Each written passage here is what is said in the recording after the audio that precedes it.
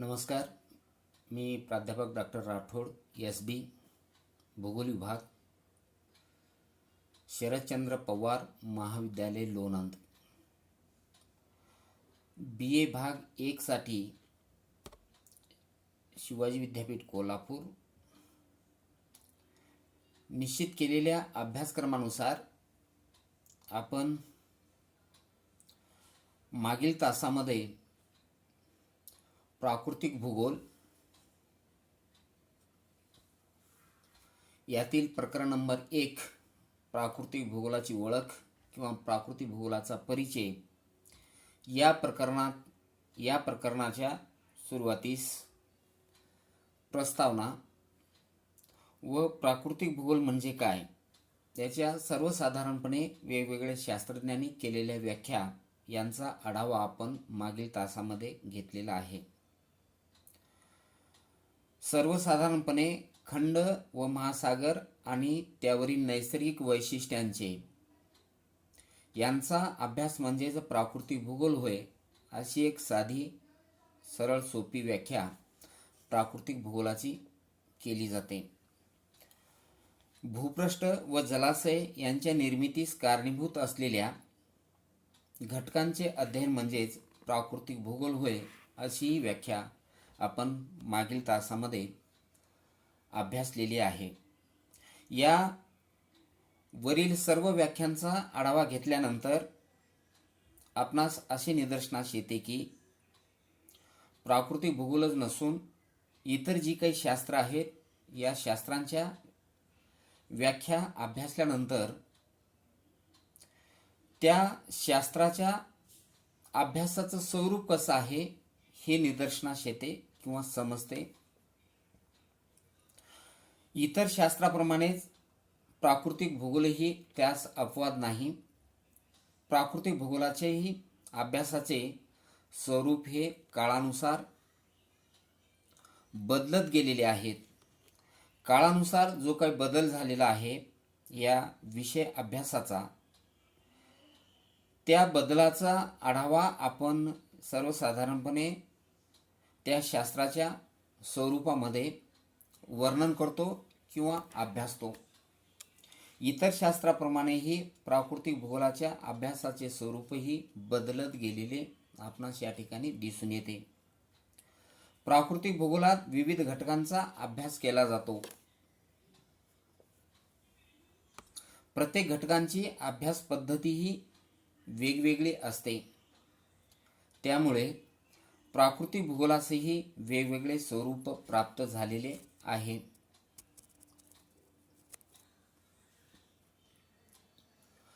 याला अनुसरून प्राकृतिक भूगोलाचा अभ्यास करताना त्याचे स्वरूप आपण स्पष्ट करताना प्रथमतः 1 नंबर निरीक्षणात्मक स्वरूप. प्राकृतिक भूगोलात समावेश असलेल्या घटकांचे निरीक्षण करून अधिक चांगला अभ्यास करता येतो. उदाहरणार्थ भूपृष्ठ रचना, भूमी स्वरूपे, प्राणी, वनस्पती, लोकसंख्या, खनिजे यांचे निरीक्षण करून त्यांचे स्वरूप समजावून घेता येते. निरीक्षण पद्धतीमुळे या विषयास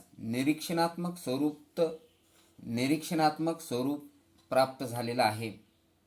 म्हणजे उठाव रचना असेल किंवा भूमी स्वरूपे असतील किंवा भूपृष्ठ रचना असेल.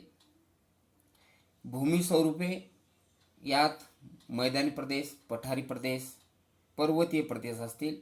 वेगवेगळ्या प्रांतात किंवा वेगवेगळ्या प्रदेशात आढळणारी वेगवेगळी प्राणी असतील, वनस्पती असतील. या वनस्पतींचं पहिल्यांदा आपण फक्त निरीक्षण करायचं आहे आणि निरीक्षण केल्यानंतर त्याचं या ठिकाणी पुढील जी काही स्टेप असेल त्या स्टेपमध्ये आपण वर्णन करतो.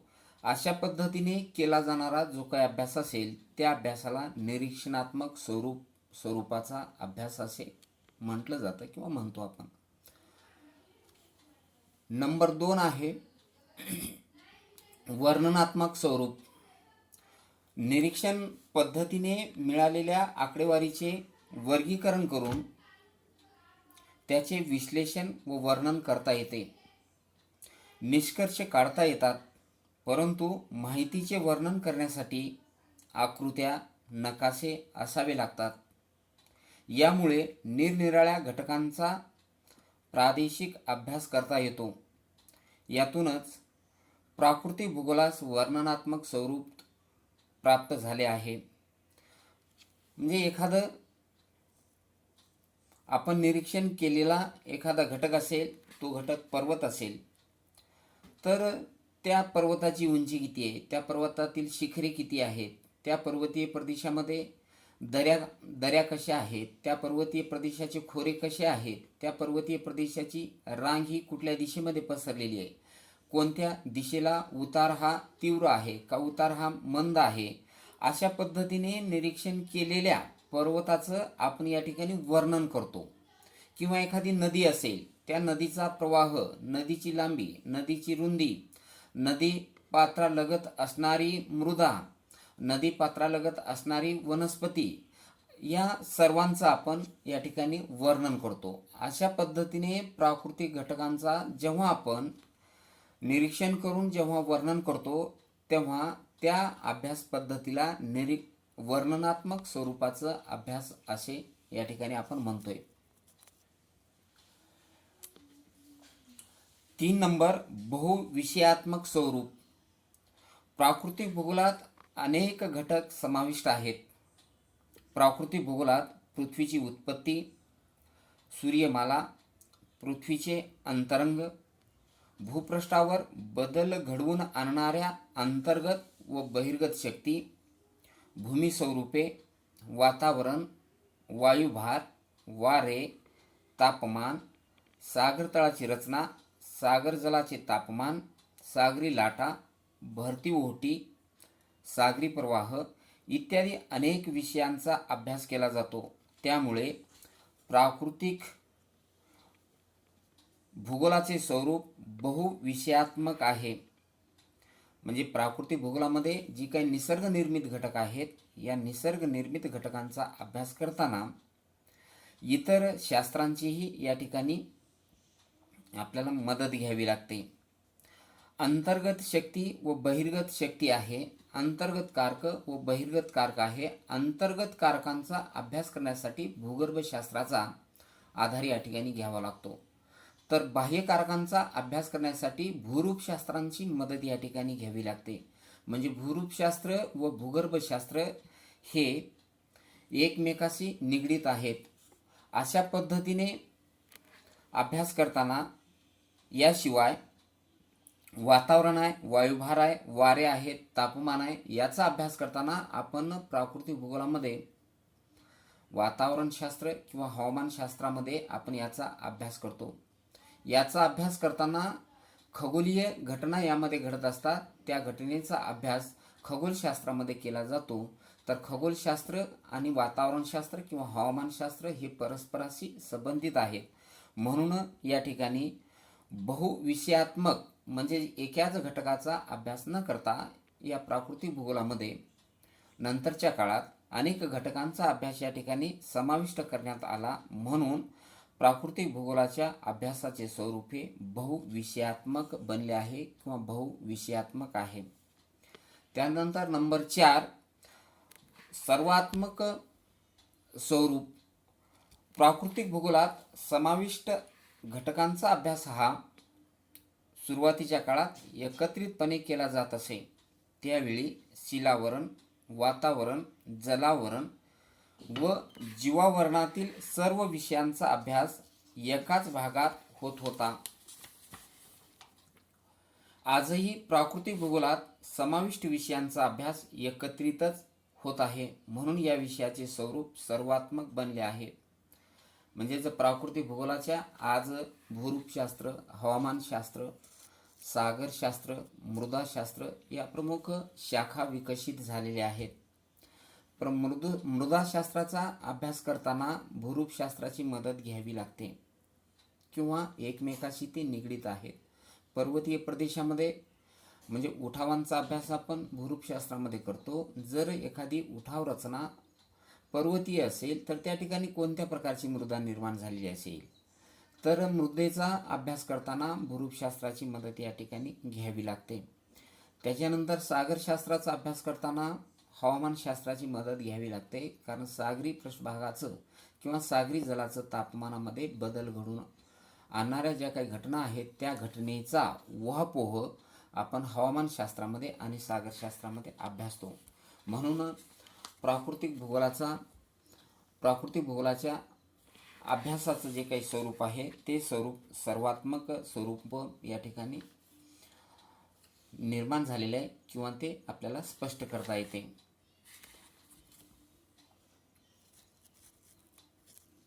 त्याच्यानंतर प्राकृतिक भूगोलाच्या अभ्यासाच्या स्वरूपामध्ये विशेषीकरणात्मक स्वरूप.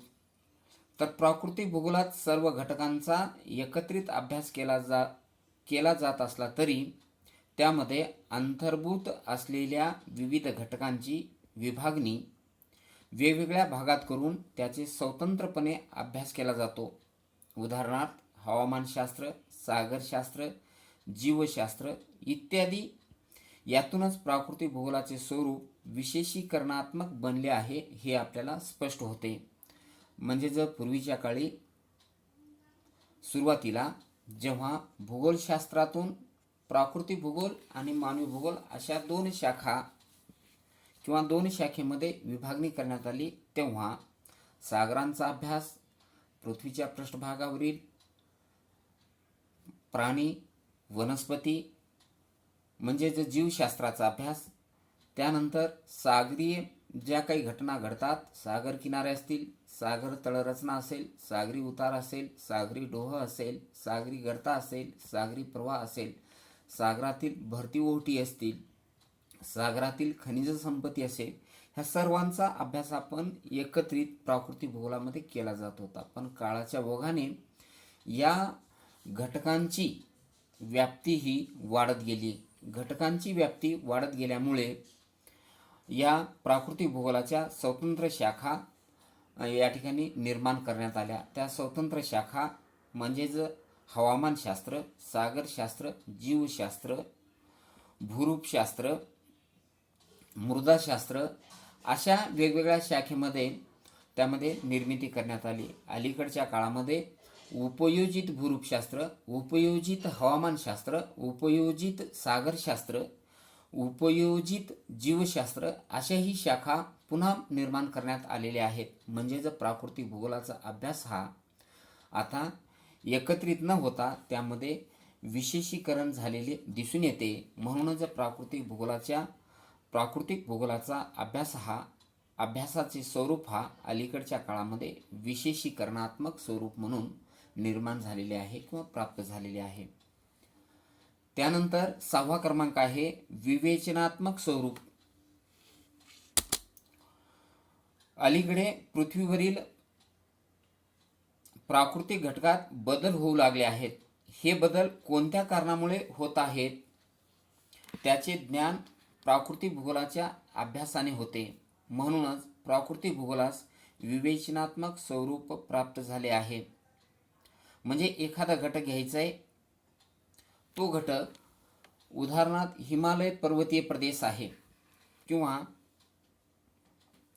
हिमालय पर्वतीय प्रदेशाची उंची ही नियमित वाढत आहे. हा जो काही बदल आहे तो बदल प्राकृतिक भूगोलाच्या अभ्यासामध्ये केला जातो. त्यानंतर अलीकडेच महाराष्ट्रामध्ये पुणे जिल्ह्यात माळींची घटना घडलेली आहे. या घटनेमध्ये पूर्ण डोंगर त्या ठिकाणी कोसळला. म्हणजे ती प्राकृतिक म्हणजे त्या भूपृष्ठामध्ये घडलेला हा बदल आहे. त्याच्यानंतर अनेक नद्या अशा आहेत की त्या नद्या दरवर्षी पात्र बदलतात. म्हणजे पूर्वीचं पात्र सोडून दुसरंच पात्र निर्माण करतात. हाही त्या ठिकाणी झालेला बदल आहे. तर या बदलाचं या ठिकाणी विवेचन केले जाते. पूर्वीच्या काळी मोठ्या प्रमाणात जंगले होती, पण आज जंगलांचं प्रमाण कमी झालेलं आहे. हाही बदल या ठिकाणी विवेचन केलं जातं. नवनवीन निर्माण होणारी जी काही वाळवंटी भाग आहेत ती वाळवंटाचंही वर्णन या ठिकाणी किंवा विवेचन केलं जातं. आज भारतामध्ये पूर्व राजस्थानमध्ये पूर्वी वाळवंट होतं, पण आज त्या ठिकाणी मोठ्या प्रमाणात शेतीचा विकास झालेला आहे. म्हणजेच हा जो काही बदल आहे त्या बदलाचंही विवेचन या ठिकाणी केलं जातं. तर अलीकडच्या काळामध्ये अशा पद्धतीने जी काही पृथ्वीवरील प्राकृतिक घटकामध्ये जो काही बदल होतो, तो बदल कोणत्या कारणामुळे होतो, तो बदल का होतो, याचे विवेचन अलीकडे आपण प्राकृतिक भूगोलामध्ये केले जातं. म्हणून प्राकृतिक भूगोलांचा अभ्यासाचे स्वरूप हा विवेचनात्मक प्रकारचे बनले आहे.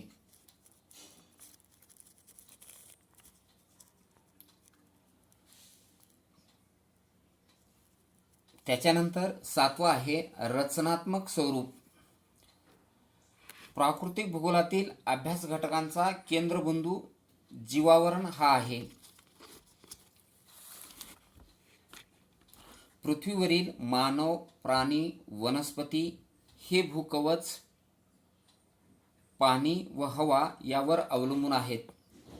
या सर्वांचा सुसंबंध अभ्यास केला जातो. म्हणूनच प्राकृतिक भूगोलाचे स्वरूप हे रचनात्मक झालेले दिसून येते. म्हणजेच पृथ्वीच्या पृष्ठभागावरील एखाद्या घटकांचं महत्त्व स्पष्ट करत असताना मानव हा केंद्रबिंदू मानला जातो. म्हणजे एखादा निसर्गनिर्मित घटक मानवाच्या विकासाच्या दृष्टीने कसा तो महत्त्वाचा आहे. त्या ठिकाणी ती दगडी कोळसा असेल, वीज निर्मिती असेल, एखादं धरण असेल, त्या प्रदेशातील शेती असेल, त्या प्रदेशातील पर्वतीय प्रदेश असेल. उदाहरणार्थ सह्याद्री पर्वतीय प्रदेश आहे. हा सह्याद्री पर्वतीय प्रदेश महाराष्ट्रासाठी किंवा भारतासाठी हा वरदान ठरलेला आहे. का तर पश्चिमेकडून जी काही मान्सून वारे येतात, ही मान्सून वारे या सह्याद्रीला अडवले जातात किंवा सह्याद्रीला अडवून ते वर जातात आणि वर गेल्यामुळे ते थंड होतात, बाष्पग्रहण करतात आणि या ठिकाणी पाऊस देतात. म्हणून सह्याद्री पर्वत जर नसता तर हे मान्सून वारे सरळ पुढे निघून गेले असते आणि भारतात म्हणजे पश्चिम भारतात म्हणा किंवा महाराष्ट्रामध्ये पाऊस पडला नसता. म्हणजेच ही रचनात्मक स्वरूप स्पष्ट करत असताना सह्याद्री पर्वत मानवांच्या दृष्टीने कसा तो महत्त्वाचा आहे, म्हणजे जीवावरण हा केंद्रबिंदू मानलेला आहे. तर असे रचना एकमेकावरती कशा अवलंबून आहेत. जर या ठिकाणी पठारी प्रदेश असेल तर पठारी प्रदेश वाहतूक मार्ग किंवा रेल्वे मार्ग आखण्याच्या दृष्टीने कशा फायद्याचे ठरलेले आहेत. म्हणजे याची रचना कशी आहे, एकमेकावरती ते कसे अवलंबून आहेत याची माहिती या ठिकाणी घेतली जाते आणि यांचा सुसंबंध अभ्यास केला जातो. म्हणूनच प्राकृतिक भूगोलांचा अभ्यास अलीकडच्या काळामध्ये रचनात्मक झालेला आपल्याला या ठिकाणी दिसून येते. तर सर्वसाधारणपणे थोडक्यात प्राकृतिक भूगोलाचे स्वरूप हे बदलत आहे. प्राकृतिक भूगोलास हळूहळू गतिशील स्वरूप प्राप्त होऊ लागले आहे. म्हणजे गतिशील स्वरूप म्हणजे पृथ्वीच्या पृष्ठभागावरील जे काही नैसर्गिक घटक आहेत, या नैसर्गिक घटकांचा अभ्यास किंवा निसर्गनिर्मित घटकांचा अभ्यास प्राकृतिक भूगोलामध्ये केला जातो. हे निसर्गनिर्मित घटक स्थिर नाहीत, ते अस्थिर आहेत, ते सतत बदलत असतात. नैसर्गिक घटकामध्ये उदाहरणार्थ नियमित दरवर्षी वाढणारं तापमान आहे. त्याच्यानंतर भूपृष्ठावरती घडणाऱ्या विविध घटना आहेत. या घटनामध्ये भूसंखलन असेल, त्याच्यानंतर भूकंप असेल, ज्वालामुखी असेल. तर या घटना सतत घडत असतात आणि या घटनेमुळे त्या प्रदेशामध्ये तेथील भूभागावरती बदल घडून येतो. हा जो काही बदल आहे तो बदल सतत घडत असतो आणि त्या बदलाची नोंद या प्राकृतिक भूगोलामध्ये केली जाते. म्हणून प्राकृतिक भूगोलाच्या अभ्यासाचं स्वरूप अलीकडच्या काळामध्ये एक डायनॅमिक आहे किंवा एक गतिशील स्वरूप बनलेलं आहे. अलीकडच्या काळामध्ये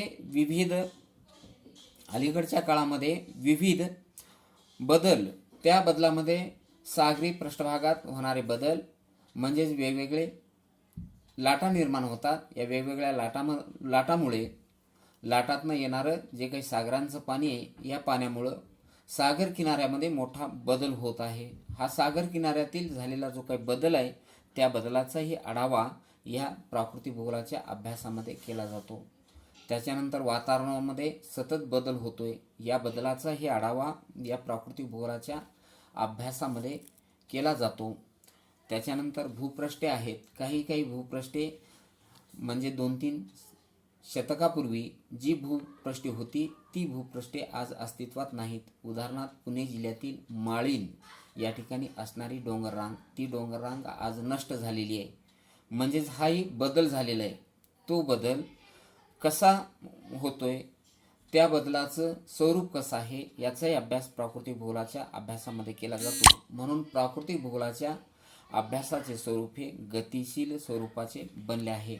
अशा पद्धतीने प्राकृतिक भूगोलाच्या अभ्यासाचे स्वरूप अभ्यासताना प्रथमतः निरीक्षणात्मक स्वरूप, त्याच्यानंतर वर्णनात्मक स्वरूप, त्याच्यानंतर बहुविषयात्मक स्वरूप, सर्वात्मक स्वरूप, त्याच्यानंतर विशेषीकरणात्मक स्वरूप, विशेषीकरणात्मक स्वरूप, कार्यकारण भावात्मक स्वरूप, परस्पर संबंधात्मक स्वरूप, विवेचनात्मक स्वरूप, रचनात्मक स्वरूप आणि गतिशील स्वरूप, अशा पद्धतीने प्राकृतिक भूगोलाच्या अभ्यासाचे स्वरूप स्पष्ट केले जाते. या ठिकाणी कार्यकारण भावात्मक स्वरूप म्हणजे जर प्राकृतिक भूगोलाचे स्वरूप शास्त्रीय आहे.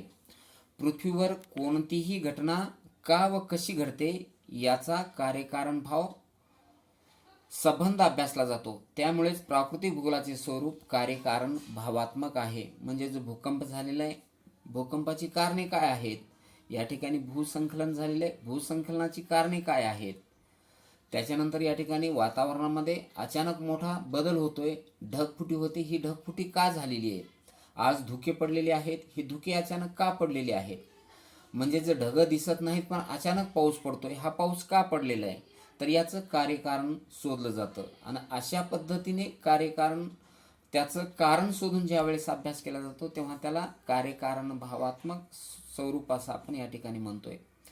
परस्पर संबंधात्मक स्वरूप म्हणजे जर प्राकृतिक घटकांचा अभ्यास करताना